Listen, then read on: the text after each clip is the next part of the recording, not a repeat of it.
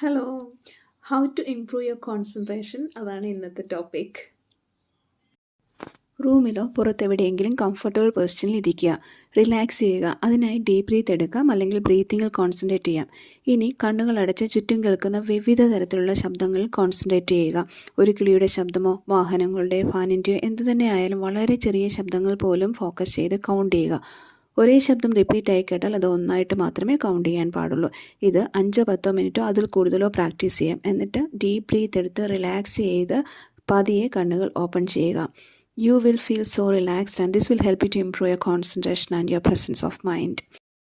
Hi, ഈ ഒരു practice ചെയ്യുന്നതിൻ്റെ ഇടയിൽ മനസ്സിൻ്റെ ശ്രദ്ധ മാറിപ്പോയാൽ മനസ്സിനെ വീണ്ടും ഒരു കുഞ്ഞു കുട്ടിയെ പോലെ മാടി വിളിച്ച് ചെയ്യുന്ന കാര്യത്തിൽ ശ്രദ്ധ കേന്ദ്രീകരിക്കാൻ ശ്രമിക്കുക. അതായത് വിവിധ ശബ്ദങ്ങൾ കേട്ട് അത് കൗണ്ട് ചെയ്യുക എന്ന കാര്യത്തിൽ വീണ്ടും ശ്രദ്ധ പാലിക്കുക.